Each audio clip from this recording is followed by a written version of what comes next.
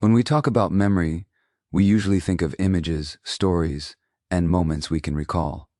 But the most powerful memories are not stored in the mind alone. They live in the body. They are encoded in the nervous system, in the muscles, in the breath, in the way the heart learns to protect itself. This is why someone can claim they have moved on, forgiven, or forgotten, yet still feel restless, anxious, or empty without knowing why. The body remembers what the mind tries to escape. For the narcissist, this is especially true. Much of their identity is built on denial, on rewriting the past to preserve an image of themselves that feels tolerable. They may tell themselves that what they did was justified, exaggerated, or misunderstood. They may convince others of the same, but the nervous system does not respond to stories. It responds to truth, and truth, when avoided, becomes tension. There is a reason so many people who harm others live with a constant sense of agitation or dissatisfaction. It is not because they are being punished by fate. It is because their bodies are holding experiences they never allowed themselves to feel. Guilt, shame, fear, and grief do not disappear when they are ignored. They go underground. They show up as restlessness, rage, numbness, or a constant need for distraction. What is not integrated becomes internal pressure. From a psychological perspective, trauma is not what happened. Trauma is what happens inside us when we cannot process what happened. When the narcissist inflicted harm, they also created a wound within themselves. But instead of facing it, they built a false self to avoid the pain. They learned to control, perform, and manipulate so they would never have to feel the full weight of what they did. Yet the cost of that avoidance is chronic disconnection from their own inner life.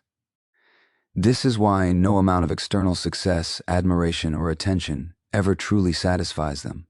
The nervous system is still carrying the unresolved experience. It is still bracing. It is still scanning. It is still holding what was never released. They may appear confident, but inside there is often a quiet chaos they cannot name, a sense that something is missing, something is wrong, something is unresolved.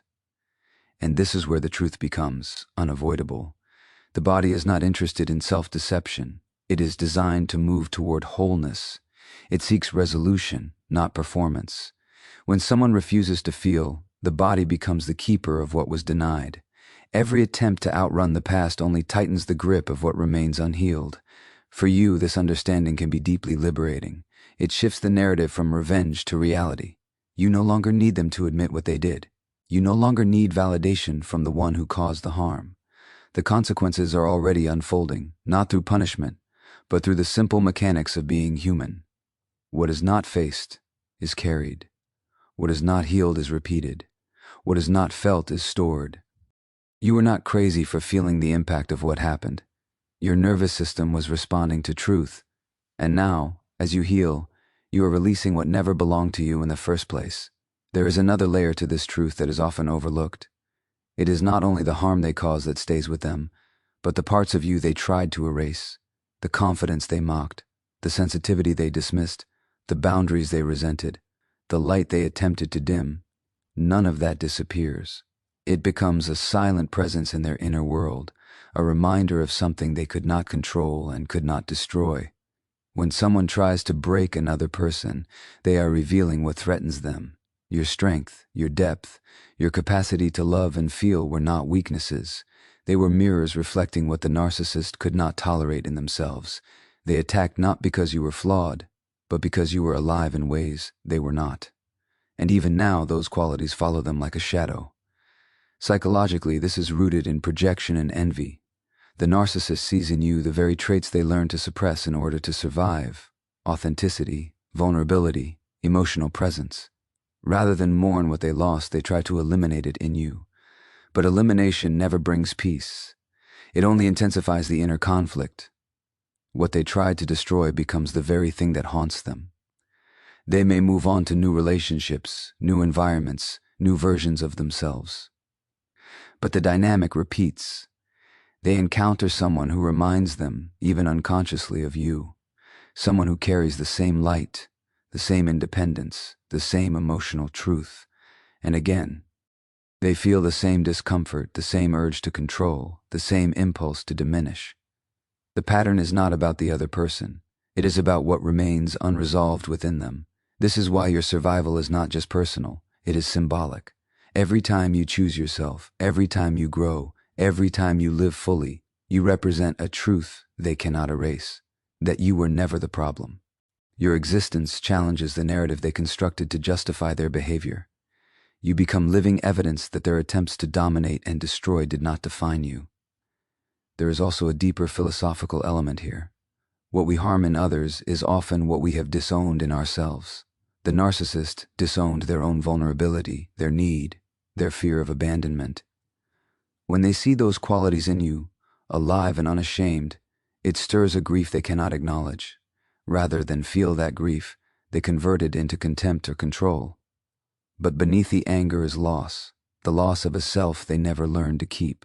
So they carry you with them, not in longing, but in memory, not in affection, but in unfinished business. The parts of you they tried to break become reminders of the life they avoided. And no matter how far they run, they cannot outrun that truth. You were never meant to disappear. Your light was never theirs to take. And in the quiet places they cannot escape, your survival speaks for itself. Another truth that follows them is the one they worked hardest to bury: guilt. Not the kind that admits itself openly, but the kind that lives underground, shaping a person's inner world without their conscious awareness. The narcissist may deny wrongdoing, justify their behavior, or convince themselves they were misunderstood. But the psyche does not erase what it knows. It reorganizes itself around it. When guilt is not faced, it does not disappear. It becomes a silent architect. It influences the way they see themselves, the way they relate to others, and the way they move through the world. It shows up as defensiveness, as blame, as the constant need to be right. It shows up as the inability to rest, to feel at ease, to trust. The mind may say, "I did nothing wrong," but the body and the unconscious tell a different story. From a psychological perspective, this is the cost of disconnection. When someone refuses to take responsibility for harm, they fracture their inner world. Part of them knows the truth. Another part fights to suppress it. That inner conflict creates tension that never resolves. They become trapped in a loop of self-justification and emotional avoidance. And in that loop there is no peace. This is why so many people who cause harm seem restless or perpetually dissatisfied. They are not being punished by an external force. They are living with an internal contradiction. The more they deny, the more rigid they become. The more they defend their narrative, the further they move from their own humanity. Guilt, when acknowledged, can lead to repair, but when buried, it becomes a prison. There is also a philosophical truth here. We cannot escape the consequences of what we do, only how we interpret them. The narcissist interprets their past through distortion, but the emotional residue remains. It shapes their self-image in ways they cannot consciously control. They may seek admiration to feel worthy or dominance to feel safe. But these strategies are attempts to outrun something that lives inside them. For you, this understanding can bring a sense of release. You no longer have to carry the burden of their denial. You no longer need them to admit or apologize for what they did. The consequences are already present, not as punishment, but as an internal state. Their life becomes structured around avoidance, control, and emotional distance, because that is the only way they know to live with what they refuse to face. And here is the final truth. Guilt that is not healed does not fade. It becomes the architecture of the soul. They may never say the words, but their life is already speaking them. What follows guilt is not reflection, but repetition. When a person refuses to face the truth of what they have done, they don't move forward, they move in circles. The narcissist may leave one relationship, one job, one environment, believing they are finally starting fresh. But the same patterns quietly reassemble themselves, because the wound driving them has never been addressed.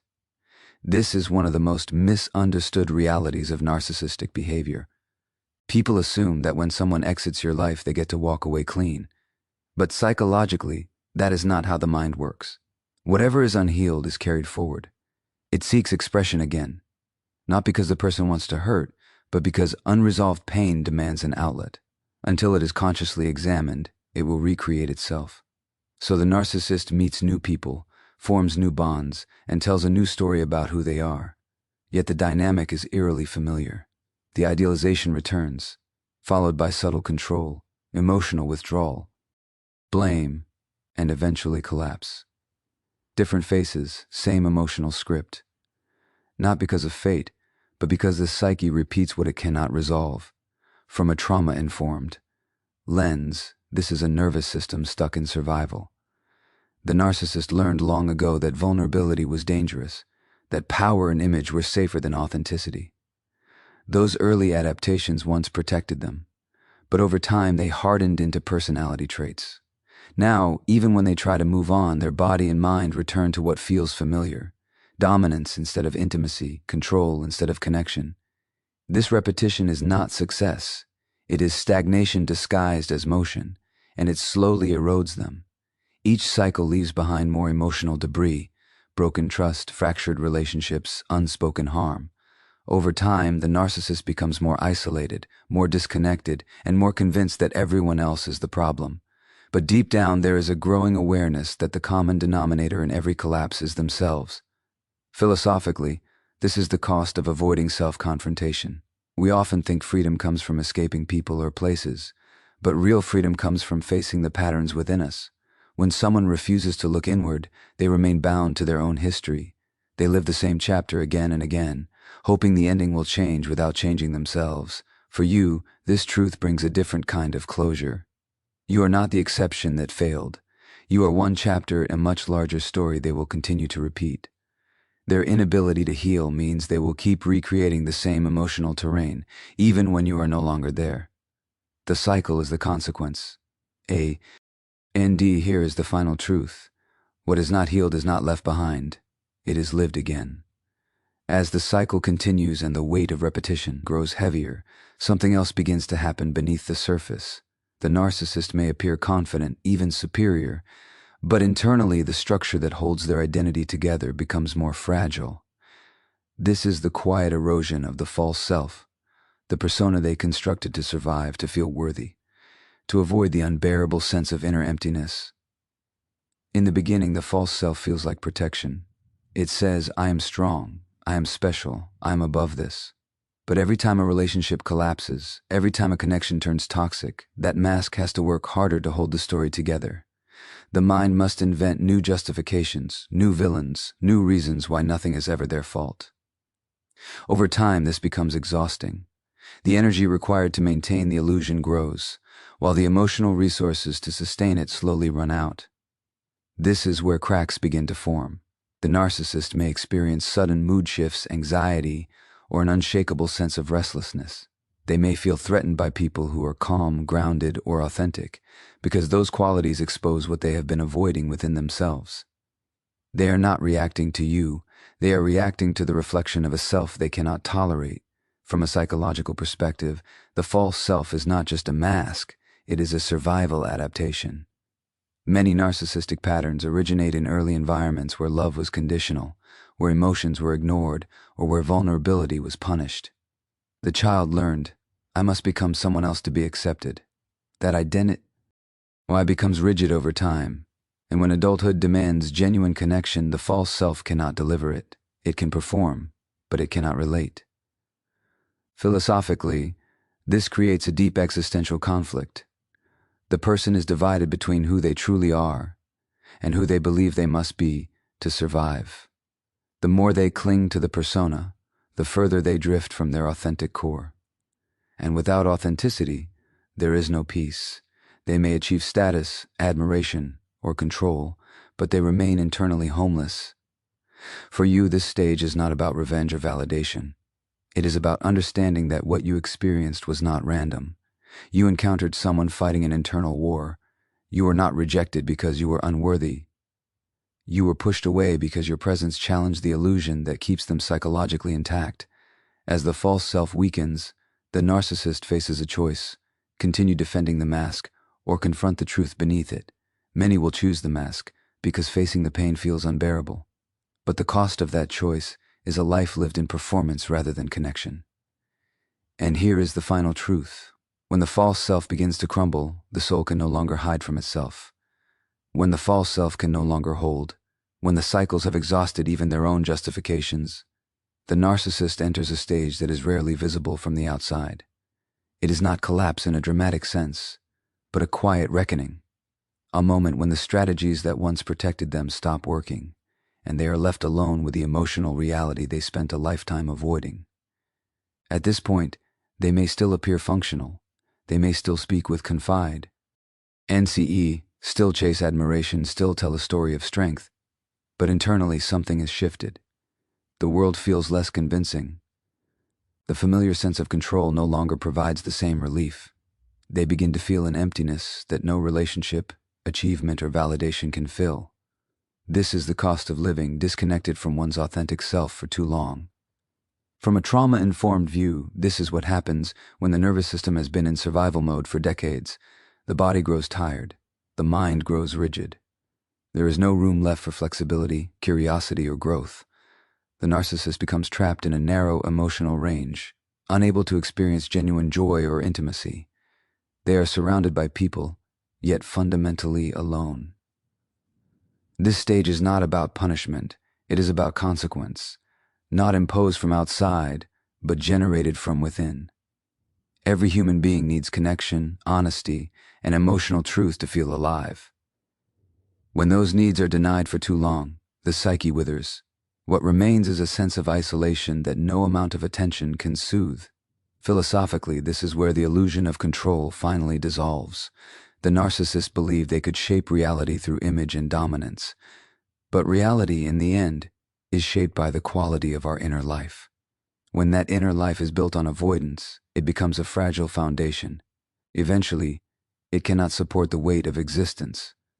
For you, this is the closing of the story. Not because they suffer in a way you can see, but because you are no longer bound to their inner struggle. You step forward into your own healing, your own truth, your own freedom. Their journey is no longer yours to carry. And here is the final truth. What they could not face within themselves, life will now ask them to face alone. When all the defenses have been exposed and the patterns have run their course, something subtle but profound begins to happen. The story they told about you can no longer hold its power. This is the stage where the narrative collapses. The version of events they carefully constructed to protect themselves starts to lose credibility, not because you argue against it, but because truth has a way of surfacing when it is no longer being fed by your energy. For a long time, the narcissist relied on control of the story. They framed themselves as the victim, the misunderstood hero, the one who was wronged. And in doing so, they turned you into a symbol of everything they refused to face in themselves. But stories require participation. They need an audience, a reaction, a conflict to stay alive. When you step out of that role, when you stop defending, explaining, or trying to correct them, the narrative starves. This is one of the most powerful shifts in the entire journey. You realize that your silence is not weakness. It is clarity. You are no longer available to carry their projections, and without that emotional exchange, the story begins to unravel. People may start to notice inconsistencies. Their words no longer align with their behavior. The emotional intensity they once generated no longer lands the same way. The drama loses its center. From a psychological perspective, this collapse is deeply destabilizing for them. Their identity was built around a carefully managed perception. When that perception is no longer reinforced, they are forced to confront the emptiness behind it. They may double down, escalate, or attempt to rewrite the past yet again. But each attempt feels less convincing, even to themselves. The internal tension grows because reality is no longer cooperating with the fantasy. Philosophically, this moment reveals something essential about truth. It does not need to be defended to exist. It stands on its own. When you stop fighting the false narrative, you allow reality to breathe again. You step out of the role of the accused and into the role of the witness. You are no longer defined by what was said about you. You are defined by what you choose to become. For you, this is liberation. You begin to see that you were never required to prove your worth or innocence. The need to be understood by someone who refuses to understand is a trap. As you release it, Your nervous system softens. Your body no longer braces for impact. You reclaim your sense of agency, not through confrontation, but through disengagement. And in that space, something extraordinary happens. You begin to write a new story. One rooted in truth, self-respect, and emotional clarity. The past no longer dictates the present. You are no longer reacting. You are responding. You are no longer surviving. You are choosing. And here is the final truth. When you stop carrying their story, you finally get to live your own. As the old narrative fades and you step fully into your own truth, another quiet consequence unfolds on the side of that separation. The narcissist, who once seemed so certain of who they were, begins to feel like a stranger in their own life. Not in a dramatic way, but in a slow, disorienting sense that nothing they built actually belongs to them. They may still live in the same house, work the same job, speak to the same people. From the outside, very little appears to change. But internally, there is a growing distance between their outer world and their inner experience. The life they created was never an expression of their authentic self. It was an arrangement designed to protect an identity that never truly existed. And now, without you playing a role in sustaining that illusion, the emptiness becomes impossible to ignore. From a psychological perspective, identity requires coherence. We feel whole when our inner values, emotions, and behaviors align. For the narcissist, this alignment has always been fractured. They learned early to perform instead of feel, to impress instead of connect. Over time, this performance became so ingrained that they mistook it for who they were. But a persona cannot provide the sense of meaning that comes from being real. So a strange loneliness sets in. Not the loneliness of being alone, but the loneliness of being unknown, even to oneself. They may feel bored, restless, or chronically dissatisfied without understanding why. They might chase new experiences, new people, new achievements, hoping to feel alive again. Yet the sense of disconnection follows them everywhere because it is not in the world around them. It is in the relationship they have with themselves. Philosophically, this is the tragedy of living without self-truth. We deny our inner reality, we lose our sense of home. We become visitors in our own lives, moving through routines that feel strangely hollow. The narcissist does not suffer because they lost you. They suffer because they never found themselves. For you, this insight offers clarity. You are not the source of their identity, nor the cause of their emptiness.